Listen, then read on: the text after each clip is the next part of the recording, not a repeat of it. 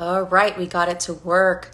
I don't know what was going on there, so it kind of showed a little clip and it was not working, but we have it working out. I'm Jessica with BU Bloom. We're talking about how love is hypnotic, and we're entering into the month of February, and February 14th is just around the corner, so why not talk about love and how hypnotic it is. Hello, yes, Grand Rising.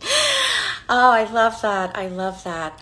So I encourage you guys to ask any questions here, leave in the comments. If you missed yesterday, watch it, because we talked about how we are suggestible when we are in love or heavy like of someone. And so that's why it's hypnotic, because as in hypnotherapy, what we're doing is we're bypassing the critical mind.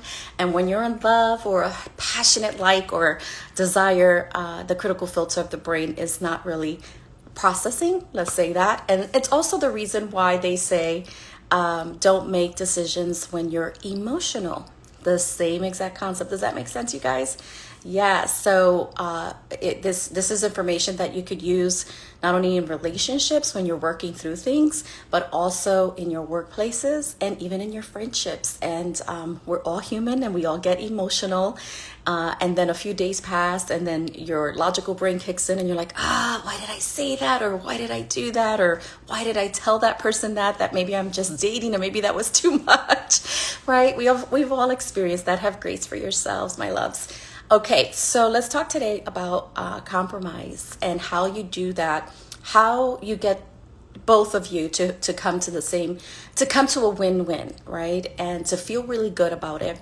So we talked yesterday about who's more like the physical, the person who comes more forward, who wants to figure things out like more like right in the moment. They don't like to sit on it.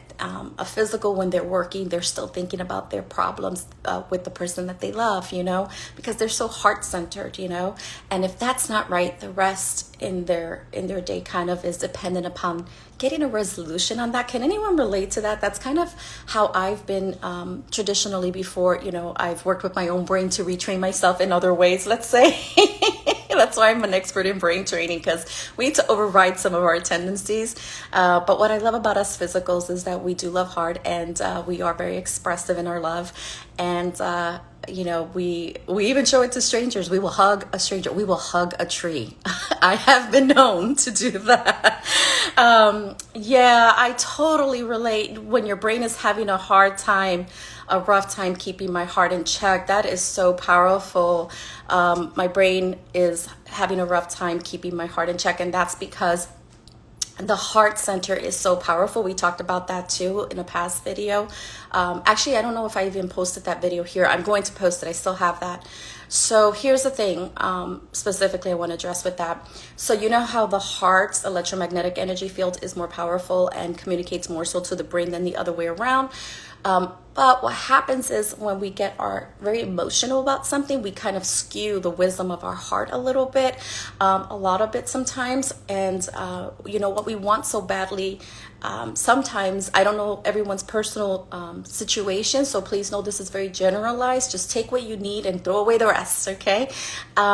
So what happens is when our heart is highly emotionally charged, what happens is we kind of take the data. Think of it like that, because the input that's coming from the heart is what's going into the brain, and the brain is going to release those chemicals that you need. So maybe it'll release, if you're giving it confusion, you're confused about things, you're not sure about things, you're emotional, in terms of how your relationship is with this person or the relationship you want with this person, it can send a lot of that information to the brain, and it's very erratic. It's very hard for it to know what the next step is, because it's clouded. Think of it as clouded in emotion.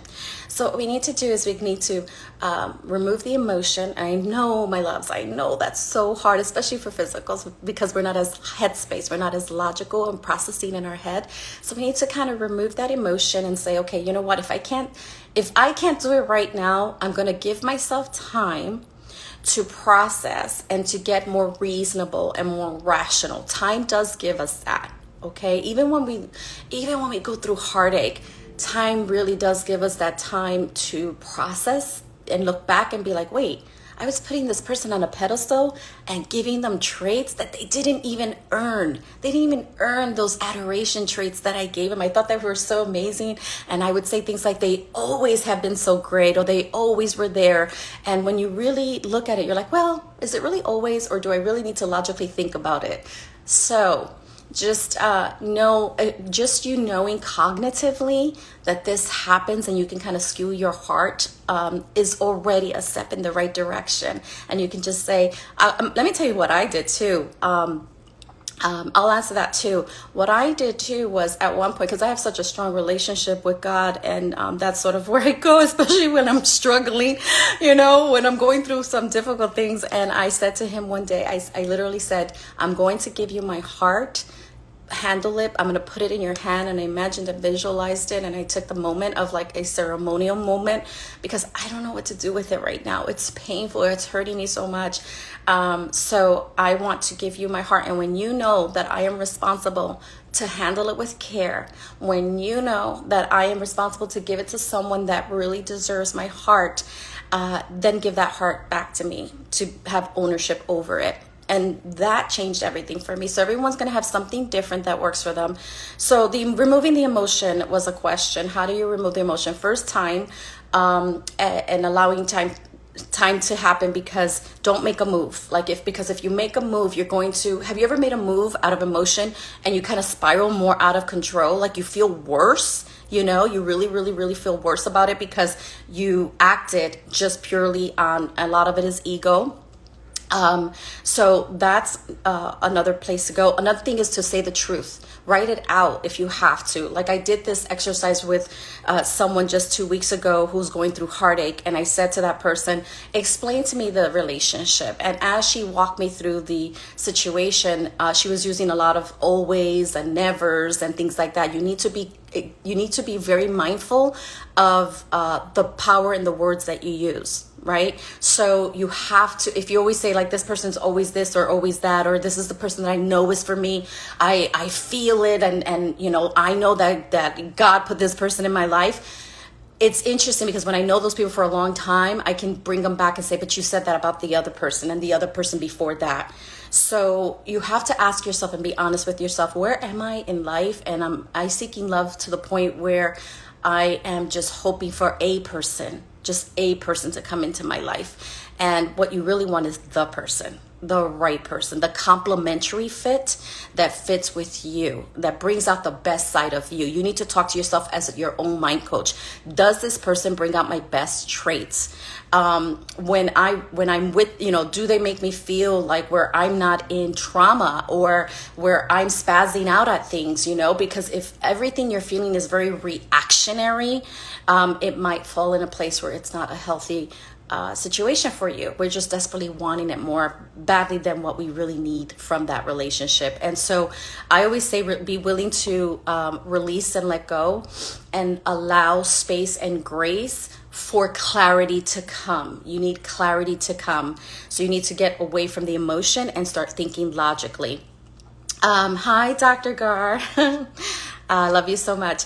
And so yes, emotion can be very impulsive. It is what makes us very impulsive, because when we are, okay, let me explain how that works. So when our amygdala, our fight or flight response, right, is like a super highway, you guys. So you have this thing that happens, this stimuli, and it literally overrides the critical filter. It overrides the rational brain, and it goes right into reactive mode.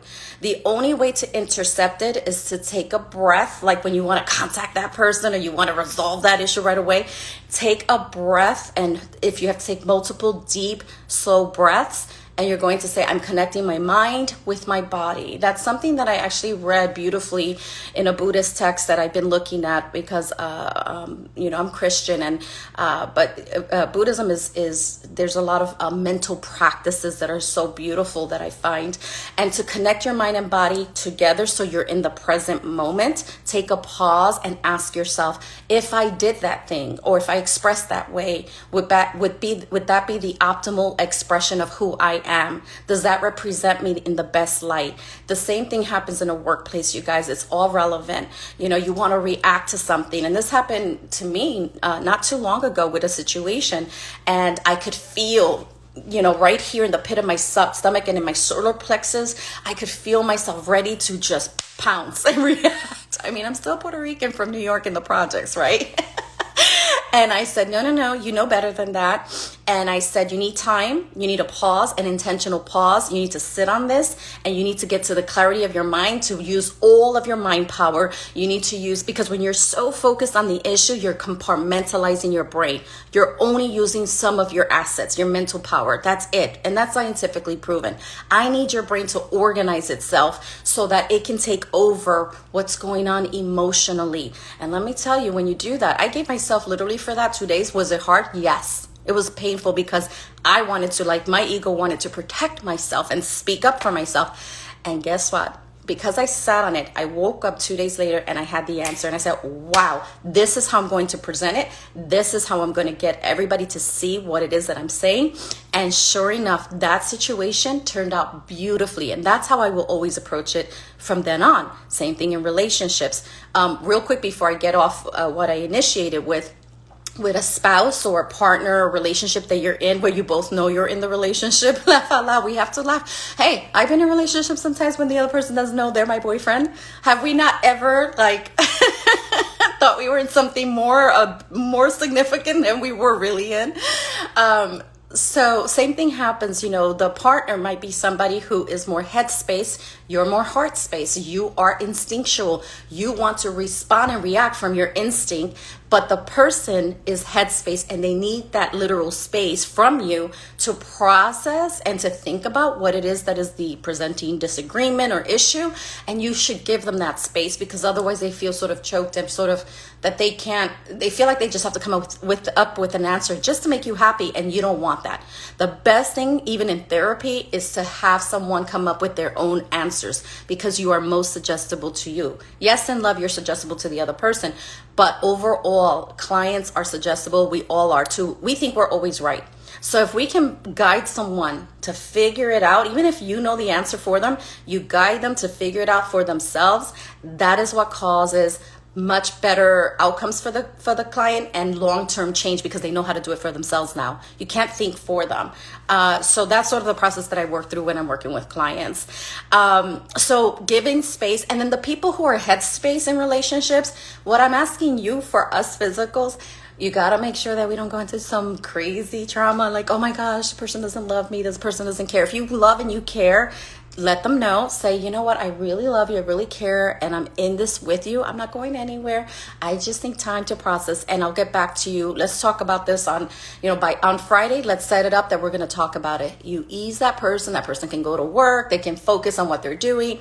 And this is the art of compromise. So basically what you're doing is you're actually bringing into your own person the traits of the other person. So if you know your spouse or your partner is somebody who likes that space to process, you're going to bring in that trait. You're going to say, okay, it's not my dominant trait. I want to fix it right now. But in the interest of this relationship, I'm going to come closer on the spectrum. If this was a spectrum and person's over here and the other person's over here, in terms of this person's more physical, this person's more emotional, you want to get more to the middle. And that is coming to the same page, technically, right? You're getting on the same page so you can see things from that person's view and the other person from your view.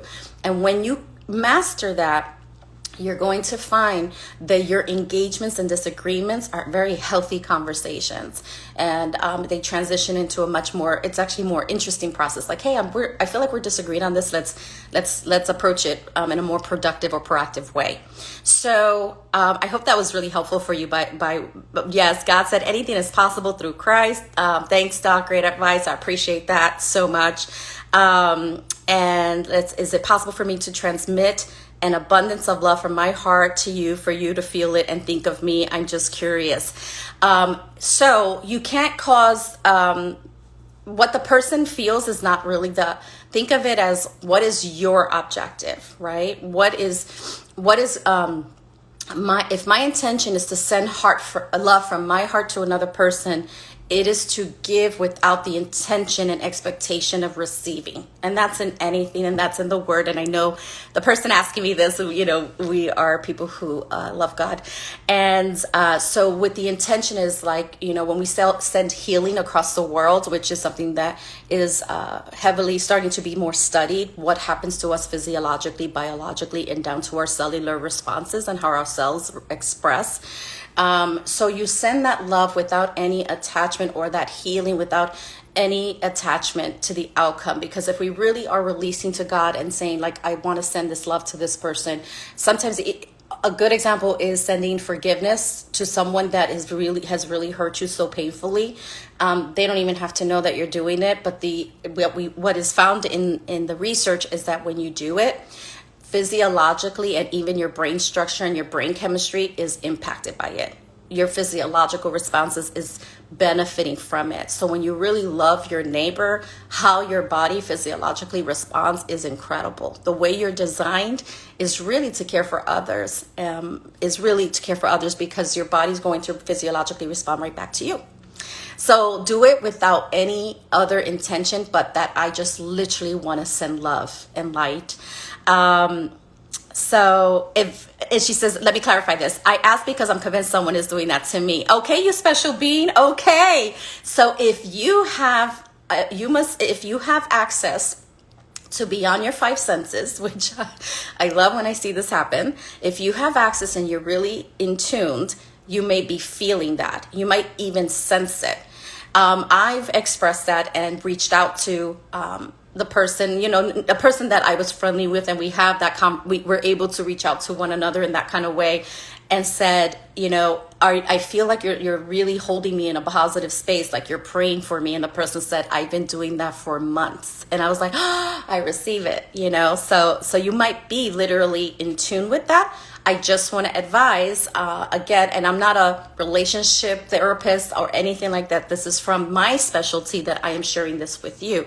Okay, so take what you can that you find useful and throw away what you don't. So just always check in with yourself. I do this also when I'm working with clients. Is this my ego being working here, meaning me? Am I just desperately wanting the client to succeed, that I have to prove something? Because if that's the response that I give myself, then that's a no. I have to clear that out and set the intention right. So clear out the ego, because the ego wants to say, this person is making me feel great or sending me love. I know it. Just check with yourself. Say a prayer. Say that I want to receive this without any other associations to it, but exactly what it's meant to give me. Set that intention, and you'll receive what it is you need to receive. I truly believe that. Okay, but you might just be really intuitive. Amazing. And you might be actually feeling the receipt of that, like what do you call that? Like wireless. Okay. All right, my love. I hope that helps you. I'm here a little longer than I thought I was going to be, but you guys are awesome, and I love the questions. And if I didn't answer something that's still lingering in your head, just leave a comment after this is over. I'll come back later. I'm being very intentional with my social media. I'm still working on a project where I'm trying to put all my energy into it, but I love connecting with you guys. And this is February is coming up. It's Love Month, and we want to attract and we want to be in love that is healthy, and where we really can understand love from even a logical perspective, because love can be understood that way if you really want to understand it that way. And actually, I believe it's really important. You find that even with couples, like, it's really important to understand, let me process what my partner is really experiencing, or even the person that I'm going through a heartbreak with. Let me see if I can process and understand it from their eyes. And it just makes you so much more of a better partner in the long run, even if it's not to that person, as you continue to evolve in your love journey. Okay, so if there's a topic that you want me to cover, I'm going to do maybe hopefully like one or two or so more of these. Let me know when it comes to love, and I'll probably cover it in the next time that I come on live. Okay, sounds good. All right. Okay. Remember, you're already a love being. Emit that out, because your heart's electromagnetic energy field. Put your hand on your heart. Close your eyes. Take a nice deep breath in. Breathing in love to all parts of your body, your organs, your tissues, every single part of your beautiful being. and then breathe that out into the world that needs it so much today. And every room you enter, Doc, who's on here too, who emits that light, every room that you enter, bring that intention with you, because you can affect people outside of you. That is proven physics, and you can lift up their hearts, right? So even loving our friends, loving our strangers, loving our patients, and loving our clients, you can set that intention. I do that for the people that I work one-on-one with. Before I even enter the room, I'm walking in with that energy for them and holding them in that space. And the healing that happens from that is just so beautiful. It's like you're like the parent of those people, because you're sending that maternal love into the room. So I hope you feel that. I'm sending you that from my heart to yours. Do you feel that? Do you feel that? Amen to you. In agreement. Amen means we are all in agreement. God bless you. Love you guys. And I'll talk to you soon. This is Jessica with Be You Bloom.